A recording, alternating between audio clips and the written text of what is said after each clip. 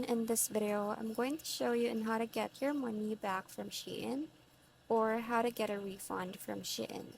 So first thing you're going to need to do is open the application and then just log into your account if needed. Once you're here, just tap on this view all. So this is where you can see all your orders here, and then just tap on this combine return. And then from here, just select all the items that you want to return. So let's say for example these two. Then after that, you have to select what reason of why are you going to return the item. So let's say for example this.